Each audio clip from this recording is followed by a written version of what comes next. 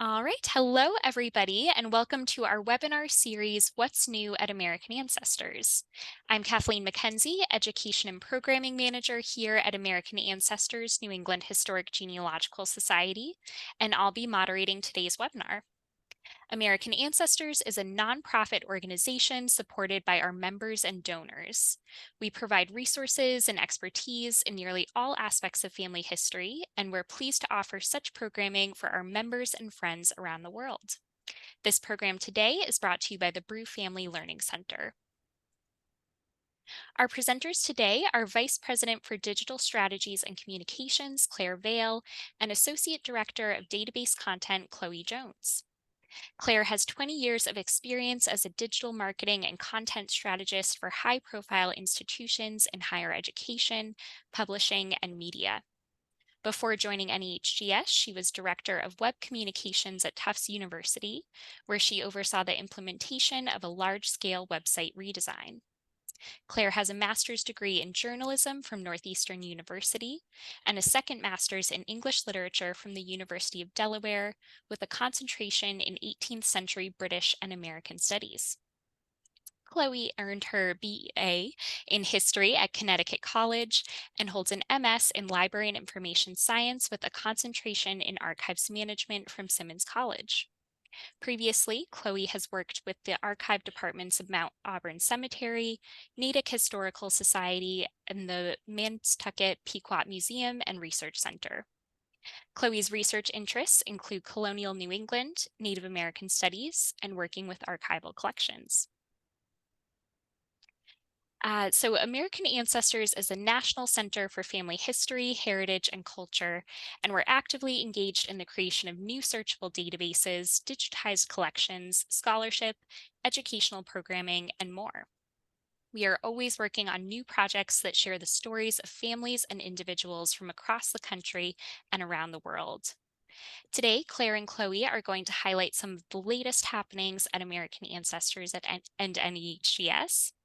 And then we'll have time for questions at the end. At any point during the presentation, please go ahead and type your questions into the Q&A panel at the bottom of your screen. There is no handout for this presentation, but we are recording this event, and starting tomorrow, you can easily go back and review any of the content from the presentation on our website. So if you miss something during the live session, not to worry, you can always review the presentation later. So without further ado, I'm going to hand things over to Chloe. So I'll just stop my screen share here. And Chloe, if you'd like to go ahead and begin. Hello, I'm Chloe. I'm the Associate Director of Database Content at American Ancestors. And to start things off, we're going to go over some new databases, updated databases, upcoming databases, and then we're going to talk a bit about our 10 Million Names project and the databases associated with that.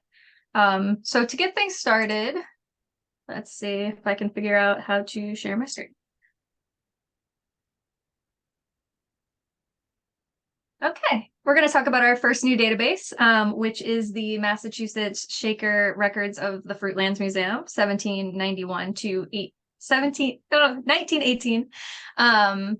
So this is just our main search screen right here, but I like to search from our A to Z list of databases, just so I can go directly to the search form for which database I'm looking for.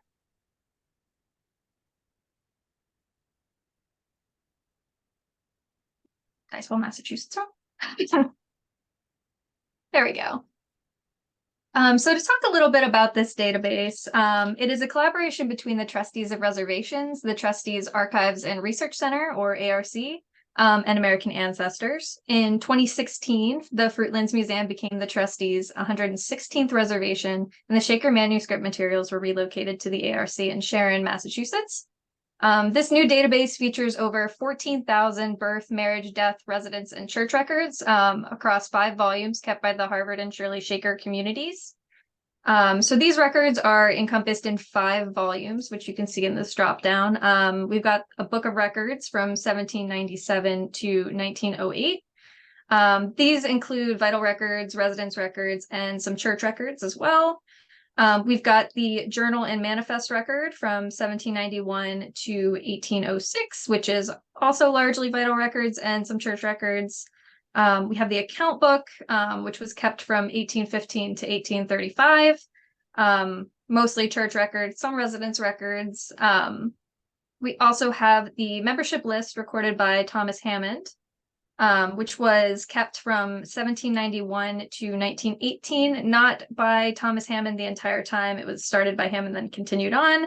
This is largely members of the church, as well as some vital records and church records, such as baptisms and burials, I believe. And finally, we also have the meals and lodging records of the Shirley community from 1858 to 1891. This is largely residence records documenting members of the Shaker community in Shirley. Currently, this database is index only. The original materials, as well as the high-resolution digital scans, can be accessed by contacting the ARC, and the email address to contact them would be the arc@thetrustees.org. So we can do a quick demo search for this database. You can just say if you know the name of your ancestor. So I'll do Robert Jones, and I know a year for him, which is 1864. And I'll just leave it at that. I'm not going to fill out everything because that could overwhelm the search a little bit. Let's just look for all record types. On the search, there we go. Just to show you how the records look in this database. This is from the meals and lodging records of the Shirley community from 1858 to 1891. And you can see he was residing in Harvard, Worcester County, Massachusetts, on June 3rd, 1864. Cool. So moving on to our updated databases, we recently added 5 new volumes to the Rhode Island Vital Records database, 1636 to 1850.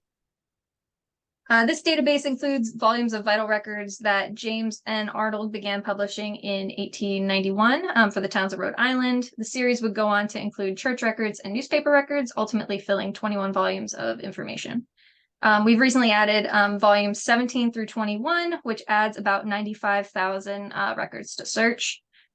These volumes largely consist of marriage and death records pulled from historic newspapers, largely of Providence, but there are a few surrounding towns and communities as well. This is a re-indexing of an original 2002 database that we did. So this is fully searchable, pulling all of the records rather than having it just image only. And for further information, there are still a few volumes that we have yet to add to this database, but all 21 volumes are available for viewing at our library, which is closed right now, but you can always email and request copies of images. That is call number F78.A75. So to do a quick demo for this database, let's say we know the name of the ancestor and we also know where he lived, which in this case, something that is very finicky about our search is locations. So you're always going to want to make sure that you're putting in locations, town, county, state, and country. So if we know that he was in Providence County, we could say Providence, Rhode Island, United States. So let's see what we can find. So what comes up is 2 marriage records. It's actually the same marriage record twice, one presumably for Roger James and one for his wife that he has mentioned in. And then we also have some sometimes helpful, sometimes not so helpful suggestions of other Rogers, in case we spelled Roger James wrong, or maybe sometimes it's reading it as James is the middle name, and it's giving us other suggestions down here of other records in the database. So just to view this record, it is a marriage record, and since this is scanned from a physical collection in our library, the image is going to look like a book. There you go, right there, up in the top. Cool. Another database that we recently updated is our relatively new Boston Tea Party participant biography database. This database includes full biographical sketches of participants, eyewitnesses, and even those disproven, once believed to have participated, but have been disproven in the Boston Tea Party. This includes parents, spouses, children, as well as adhering to kind of the fan research model, which is friends and neighbors. It includes all names listed in probate records and deeds in connection to the participant, includes some lore surrounding their participation in the Tea Party, as well as military involvement in the shortly following American Revolution. This project is presented in collaboration with the Boston Tea Party Ships and Museum in celebration of the 250th anniversary of the Boston Tea Party, which will be on December 13th of this year. To date, we have added 63 fully searchable biographies to this database, and additional biographies will be added in the coming months. We're hoping to have it completed in time for the anniversary. So to do a quick search of this database, let's say we know who we want to search, but I would recommend for this specific database checking to see if we have a volume for that ancestor that you may have, family rumors of having participated in the Tea Party. So let's go down and let's check out Stephen Bruce.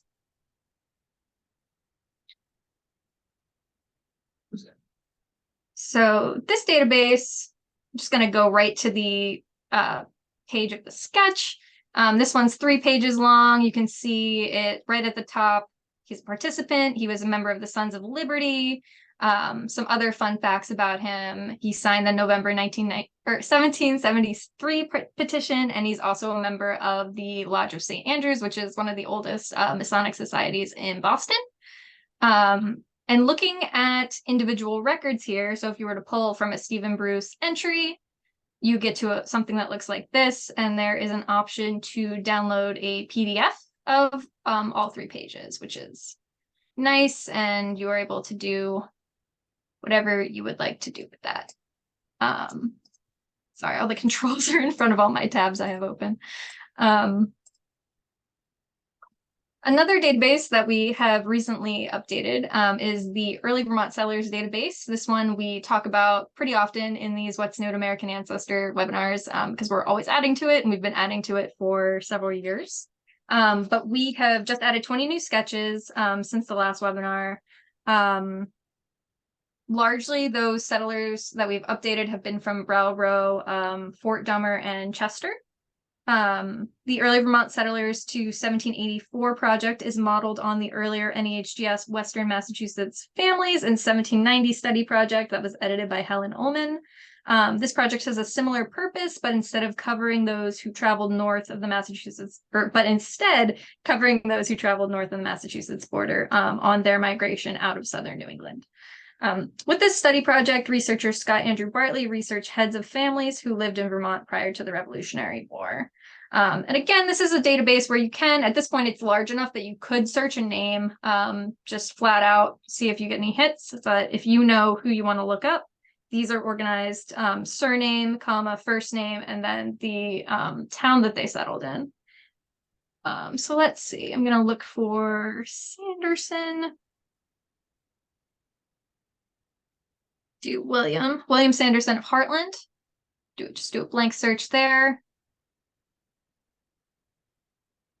And it's very similar to the Boston Tea Party sketch database where you have the option to download a PDF as well.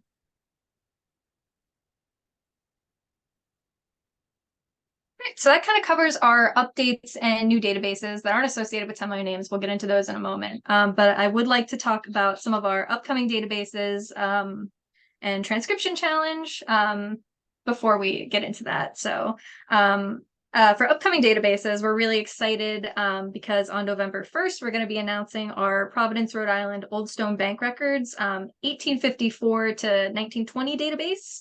That'll be 29 volumes. It'll likely include more than 1 million records. This is a collaboration with the Rhode Island Historical Society. It includes the signature books from the Old Stone Bank, which is a bank that was in operation from 1854 well through the 1990s, but obviously, privacy laws, we will not be including bank records from the 1990s only through 1920. The project will pull records of names, occupations, race, residences, and immediate familial relationships for hundreds of thousands of early bank patrons. And I would also say that if you're interested in learning more about this database before we release it, I would check out the website. It's called Federal Hill Irish. It is a project by one of the lead researchers at the Rhode Island Historical Society, Ray McKenna, and it's tracing Irish ancestors through these old stone bank records. It's very interesting. Finally, I'd like to talk about our transcription challenge. Every 2 weeks, we add a new set of images to be transcribed by helpful volunteers. So that it lives on our DB News blog, which is dbnews.americanancestors.org. This is what you see once you get there, and right at the top, we've got transcription challenge. So this one, I believe, was posted this past Friday. We've got, these are actually from the Old Stone Bank records as we're finishing up processing that data now. You can see the handwriting is kind of a little messy. And the challenging names we have highlighted in red here, and we have this fun little magnifying glass where you can highlight and give your best guess in the comments as to what those are. See, we've got quite a few, and we still have many to come, so this will be a regular update for the next few months at the very least. Cool, so that's all about new databases for me. Claire, would you like to talk about 10 million names?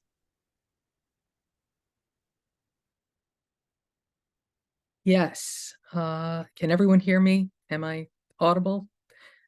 Yes. Great. Okay, thank you. So thanks, Chloe. That was a great introduction to new databases. Let me just share my screen here. Give me one moment.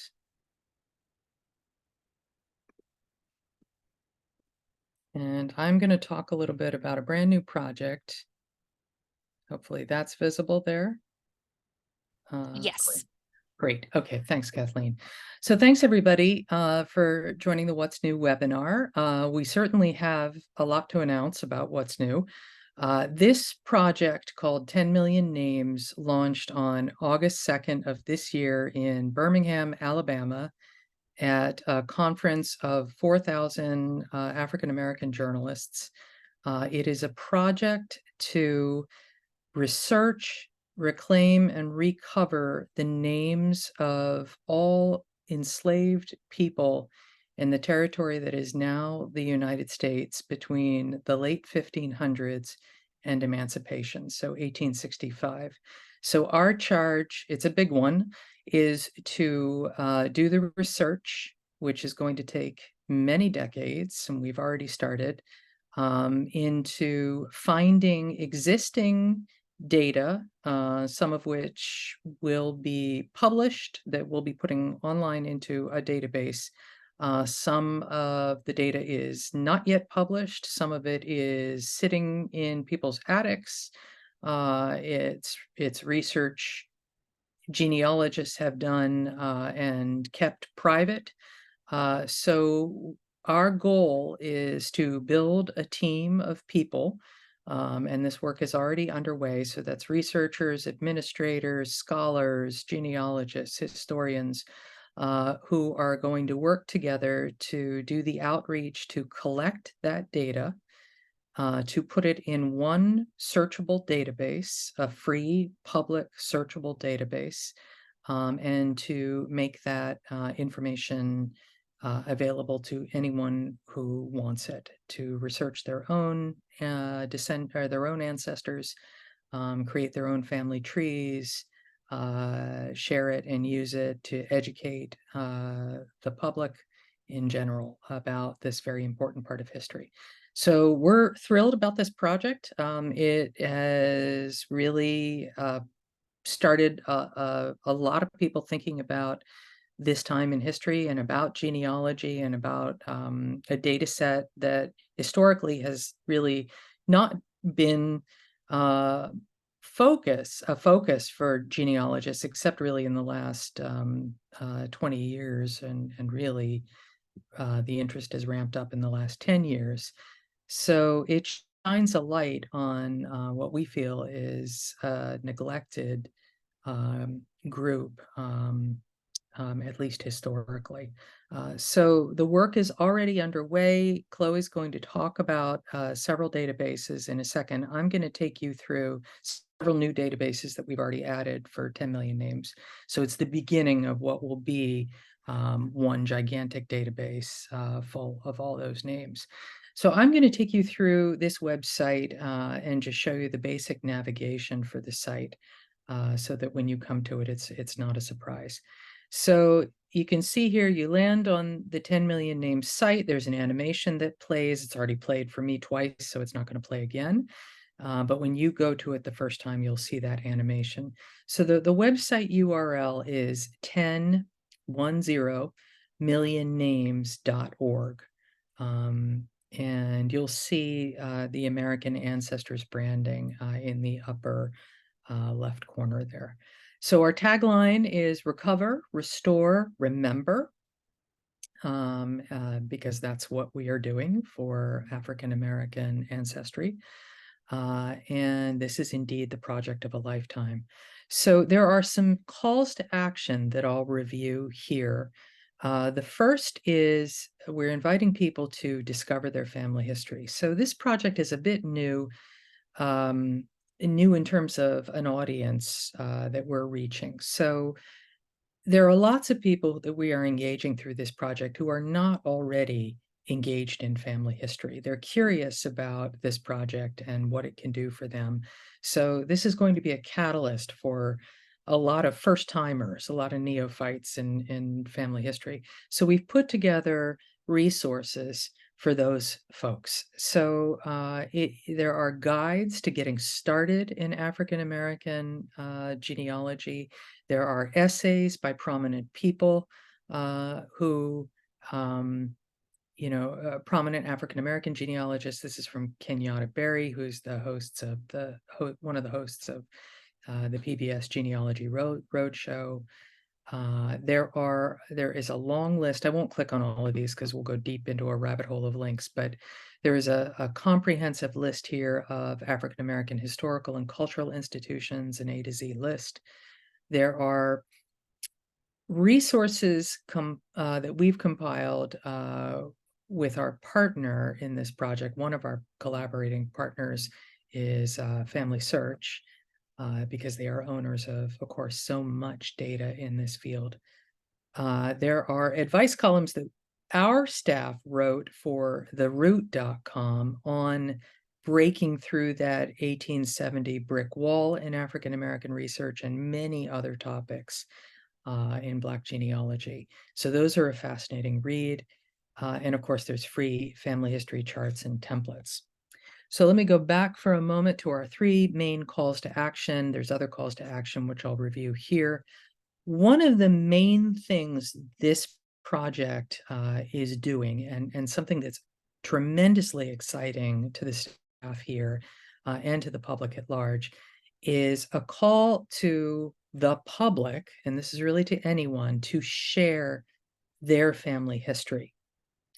So here, I'm going to go here to another platform here. You can see that we are inviting anyone to share family history documents, any sort of document that has data that is relevant to the African American genealogical and historical story in this country. So we're not primarily focused on, obviously, slavery happened in many other locations around the world, in the Caribbean, in Brazil, and Europe. We are really focused for now on this territory. So colonial America and pre-colonial America, and the United States up until 1865. So we're going to be taking these documents, vetting them, and building an online collection that will be publicly accessible. We'll tag them so they can be retrieved through search. The different kinds of documents that you can submit to this portal include a family history questionnaire. So if you download this, it'll lead you through questions, and you can provide that data. You can upload a GEDCOM with a family tree. You can upload notes or genealogy, if you don't actually have a structured family tree and you don't have structured data, you can share an oral history with us. You can provide original family materials. So that could include photographs with notes. Obviously just random photographs are not a great help, but if you have detailed notes, that's helpful. You can submit family records. A lot of people kept their notes of their genealogy in, for example, the front pages of a Bible, family Bible, or family photo album, or other types of materials. So you can photograph those and send those to us. And then there's another area here. If you have something else to contribute, we didn't want to leave that out. So this kind of data is tremendously interesting to us because it allows us to take unpublished data. We're telling people, go into your storehouse of information and pick out anything that has the names of enslaved people or enslavers, and send us that data, because all of that is helpful to this project, potentially helpful to this project. We're not going to get back to you necessarily about that. We may eventually, but know that submitting that can help the team of researchers here who are putting together the pieces to create this large database. And finally here, you can learn more about 10 million names. So there are several pilot projects. I'll just read the names of those pilot projects for now. So these are categories, if you will, under which we are organizing the data that's coming in. And there are great stories coming out of these categories. So the first is Remembering Slavery, so testimonials after emancipation. The second is Community Building, Records of Black Institutions. The third is Making America, Records of Enslaved Laborers Within and Beyond the Plantation. Fourth is Journeys to Liberation, Records of Mariners, Migrants, and Freedom Seekers. And finally, On the Battlefield, Records of Soldiers, Veterans, and Refugees.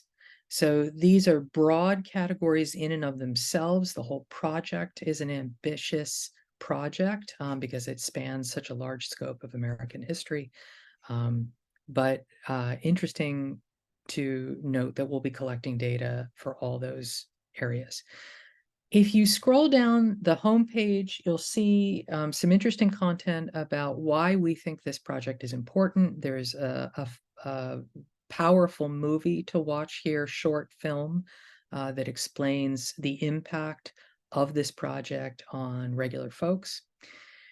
You can see there is a council of historians that are very much a part of this project. Our chief historian is Dr. Kendra Field. She's at Tufts.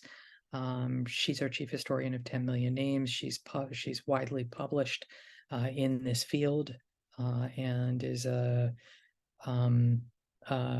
longtime historian with a African American and Native American background, and she writes a lot about her own family history. She's done a lot of research into her own family history, so she knows genealogy and knows a great deal about African American and Native American history. Richard Cellini, who was the founder of the GU 272 project and worked closely with us, is the executive director of 10 Million Names and came to us with the idea for the 10 Million Names project. Skip Gates, whom everyone is most likely familiar with, the host of the PBS series Finding Your Roots, which is filmed in our building, is a member of our advisory board, as are several other prominent people, including Justice Ketanji Brown Jackson, Supreme Court Justice Ketanji Brown Jackson. There are several interesting stories already coming out of this project. Stay tuned for many more interesting stories, breakthrough stories coming out of this project. There are myths that are part of the goal of this project is to use data to disprove and dispel a lot of the wrong-headed myths about slavery and enslaved people, and in particular, genealogy, Black genealogy. So it's interesting to note how data can really work to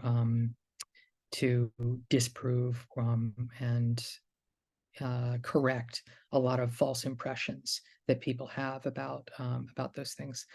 We've gotten a lot of media coverage. I won't dwell on it here, but we've been on Good Morning America several times, and we've also been covered extensively in and across national and local media. So back up to the top, just to review a few more calls to action here, and then I will turn over the mic back to Chloe. So other things you can do, you can talk live to a genealogist. So that's not just for this project, that's for any questions you have. We have a live chat most days of the week, and you can spend 15 minutes with one of our experts and ask questions about genealogy. You can, of course, search the databases for 10 million names. So just a reminder that this entire project, access to anything involving 10 million names, is completely free. That includes access to all the databases. If you are part of an organization, or you know of an organization that should be collaborating with us, we have a good many collaborating organizations at the moment. So there's a list that I won't read, but organizations like the Afro-American Historical and Historic and Genealogical Society, National African American Society, dedicated with chapters in every state dedicated to African American genealogy and history, is one of our partners, as are the Middle Passage Society and many others. So please encourage and reach out to us and tell us we should be partnering with an organization, or reach out to that organization and tell them to partner with us. There is an extensive press kit that anyone can download. You don't have to be a member of the press. You just have to give us your email address and you can download that. And then there's an FAQ. So very excited about this project. It's a big endeavor for us. And as I said before, it's going to take many decades to fulfill this promise, but we are well on our way. And so with that, I will turn this back over to Chloe to talk about 10 million names databases.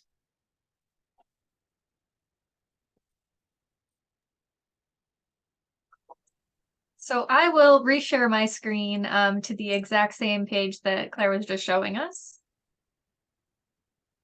Cool. So if everyone can see my screen, gonna show you all the 10 million names databases, which you can access very easily in a nice list from the 10 million names website, which again is 10millionnames.org. So if you go over to the search tab, it will bring you directly to all the databases that are freely accessible through 10 million names. Many of these were already existing in our database, and we've just made them accessible to guest members.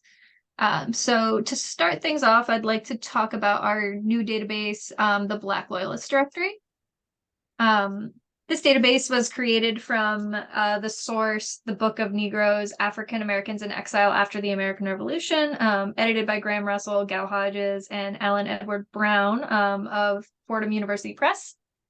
It contains transcriptions of Brigadier General Samuel Birch's inspection roll of Black and mixed race loyalists who emigrated to Canada, the UK, the West Indies, Sierra Leone, and Germany at the end of the American Revolutionary War in 1783. General Birch's ledger was originally created to tally the cost of the United States lost property for future compensation. Therefore, it includes details such as first and last names, ages, physical descriptions, former enslavers, former residences, freedom status, and military certificates, which are noted in the sources as just the initials GBC or GMC. It also includes birth records, ship destinations, and ship captains. There are also the names of those who departed with their British enslavers, because the proclamations did not include the enslaved people of loyalists. So this database adds more than 14,000 records to search. And now we're here at the search form, so we can just run a quick demo search. So we're going to do a search for Shadrach Jones. And as you can see here, this search form is a little bit different from the other search forms. Since there is enslaver data, we do have an enslaver search fields as well. So if you are searching for, folks that your ancestors enslaved, or if you know the name of an enslaver of your family members, you can search using these fields. We also have a race category too that is available to search. So running this quick data, I can just show how the form looks. So since it's a printed source, it's not the original images of the Black Loyalist directory, although we are hoping to get those original images online. We do have them. We're just in the process of indexing them as well. But as you can see, it includes the location where the ship is going, some original text from there, from the volume. We also have the enslaver name, age, and race, and it also states the date of immigration, which was not notated other than April of 1783. And just to view the image, most of the books look like this. There are 3 books of names, so they all kind of differ a little bit depending on who was taking the notes, because they were all taken by different port masters. So they are a little, there are some descriptions, and there are varying degrees of transcription as well, or descriptions, I mean. Cool. So that is the Black Loyalist directory. Now we can talk about another new database that we've added, which is named currently after the pilot project on the battlefield records of soldiers, veterans, and refugees. We are going to be changing this database just a little bit to be more reflective of what the data actually is. So this name will be changing in the next few weeks. But right now, this database is organized into volumes, with each volume currently representing a list of names for regiments that served in the Civil War. So you can see the volumes. We have the Massachusetts 5th Cavalry, the Massachusetts 54th Regiment, and the Massachusetts 55th Regiment. These are complete muster rolls or regiment rolls that have kind of been organized into like soldier profiles. So each record includes regimental information, noted service records, including enlistment date, company, rank and enlistment, separation date, and reason, as well as any casualty information of that soldier. Residence, occupation, age, and physical descriptions at the time of enlistment are also included. There's also pension information that may be available, which includes soldier pension, widow pension, and also minor or child pension applications and their certificate numbers. So if you're interested, you can go from here, you can go to the National Archives, you can have those pension record numbers, and you can access those records from there. In the future, as part of the On the Battlefield project, we will be releasing new databases to reflect individuals who served in the colonial wars, which is the time period of 1609-ish to 1720. Revolutionary War, such as the Black Loyalist Directory, technically does fall under the On the Battlefield pilot project, and the War of 1812. Later, you'll see free Black soldiers, mostly whom were descended from enslaved people, participating in the Spanish-American War and the Philippine insurrection, and we aim to have those records as well. So moving on to the specific data for these Civil War regiments that we have for Massachusetts, the information for these profiles were pulled from the compiled service records of volunteer Union soldiers who served with the United States Colored Troops, which is available through the National Archives, and also Massachusetts Soldiers, Sailors, and Marines in the Civil War, volumes 1 through 9.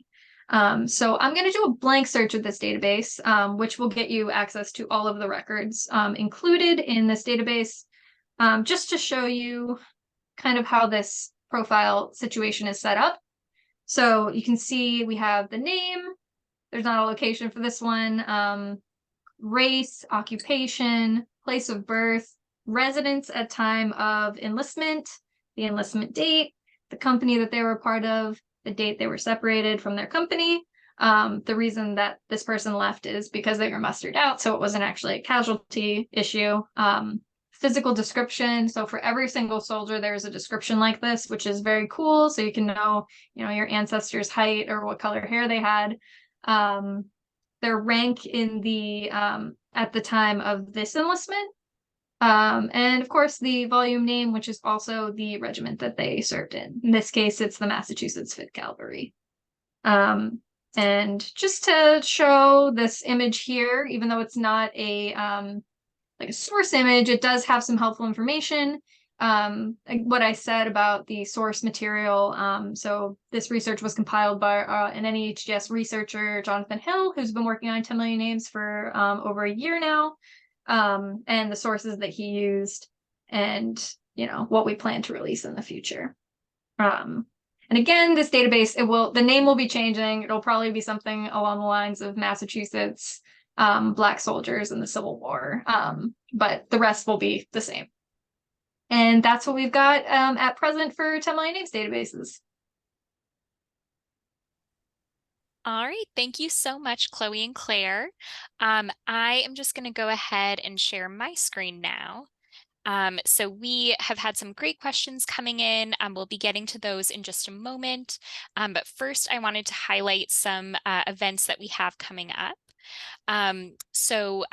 First off, I wanted to kind of call out in particular a very exciting event that we have, the Jewish Neighborhood Voices Community Reception, which is going to be an in-person event taking place in Chelsea, Massachusetts on October 15th. This is going to be a great event celebrating the launch of a new project, Jewish Neighborhood Voices. Jewish Neighborhood Voices is an exciting new project that has been launched by our Weiner Family Jewish Heritage Center here at American Ancestors. The project has collected oral history interviews with people who are either first or second generation members of families that came to the US in the early to mid 20th century and settled in Dorchester, Roxbury, Chelsea, and Lynn. If you're in the area, I definitely recommend checking out this free reception event in Chelsea. It's going to be in the style of a delicatessen of the 40s and 50s. There's going to be deli food, and we're encouraging folks to dress in 40s and 50s attire. So it's going to be a lot of fun. So I did also just want to share a little bit more about the Jewish Neighborhood Voices project. Please do check out our website that we have for the project here. You can see the URL at the bottom of the screen, and check out our online exhibit for the project. You'll be able to listen to oral histories there, learn more about the history of Jewish life in these neighborhoods.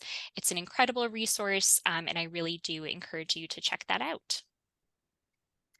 All right, just a few more events that I wanted to quickly highlight here before we get to your questions. So first, we have an online course coming up in October on uncovering life stories from death records. That will be taking place Wednesdays in October. Then October 12th to 14th, we'll have our virtual fall stay at home, which is a 3-day program with lectures and one-on-one consultations from our genealogists. And this will help you dive deeper into your research. The focus of this particular program is land records. And then finally, you can join us on October 17th for a special event with NPR host and author Steve Inskeep as he discusses his new book, Differ We Must, which is an exploration of Abraham Lincoln's political acumen. You can learn more about these and all of our upcoming events at americanancestors.org/events. And now let's get into your questions. So let's see here.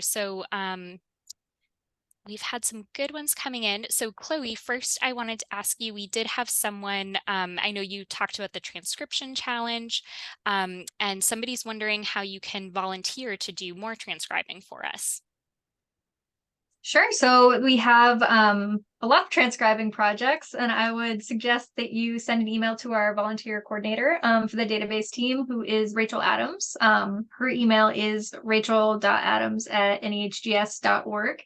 And she can set you up with a project. We're also going to be getting started with some 10 million names indexing projects as well. And that will be hosted on our new kind of image hosting and transcription platform, which is called From the Page. which is nice because you can enter right in the same menu as seeing the image. So yeah. And the transcription challenge goes live every 2 weeks, every Friday, every two Fridays, every other Friday. All right, great. Thank you. And then Claire, we have a question here from someone who's wondering if they need to have a membership to American Ancestors to view the 10 million names database. They do not. The 10 million names databases are completely free and accessible without a membership. You do need to be signed up as a guest user to see those, but you do not need to pay any money to get to the 10 million names databases. And obviously all the resources on the website are free to use. Okay, great. Thank you. And then Chloe, we had a good question here. So we have someone who has been searching in the past on ancestry.com and has occasionally received hits that list us American Ancestors as a source. And so she's wondering kind of what overlap do we have with Ancestry? If you could talk a little bit about what records of ours they would have. And then just kind of in general, what we have that might be unique from Ancestry, that sort of thing. Sure. So Ancestry, we do have a little bit of overlap. There are some collections that we do share. We share some search or some databases with Family Search as well.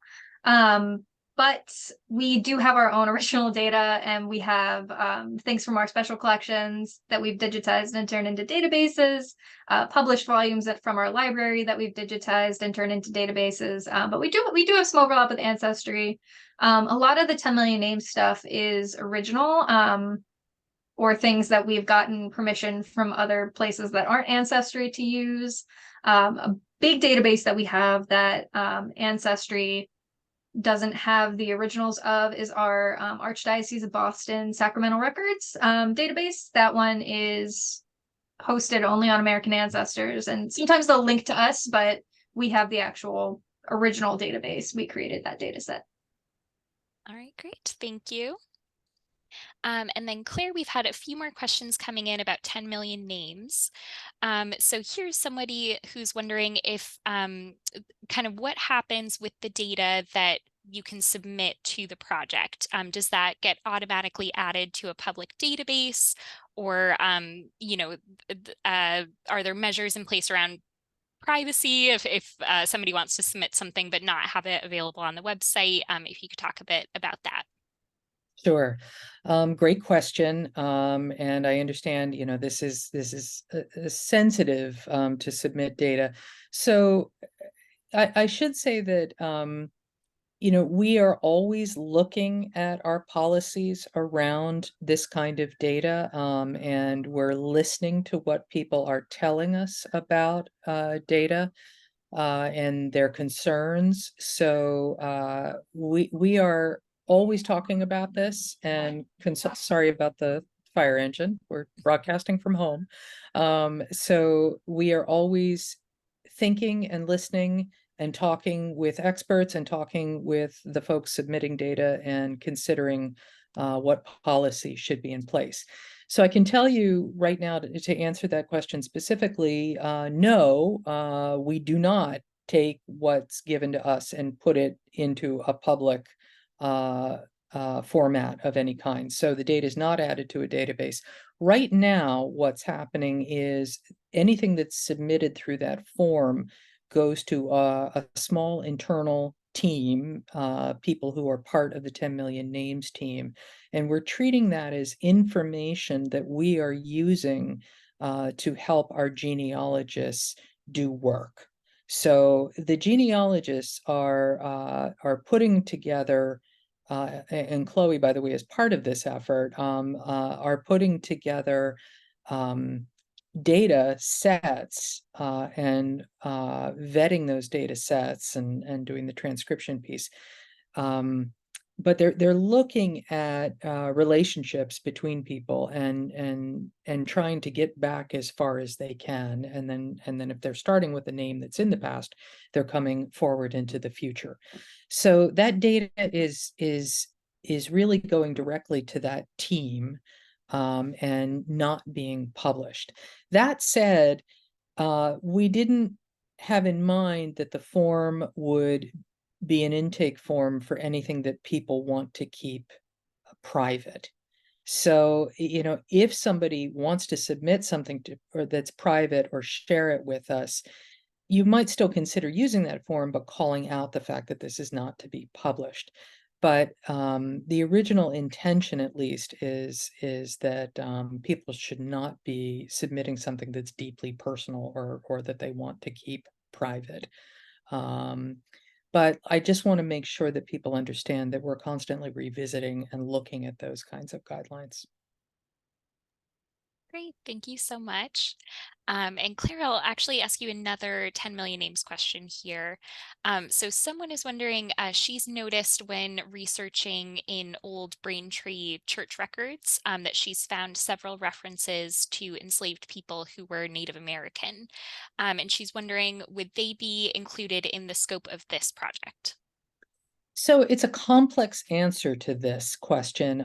We are interested in looking at that data.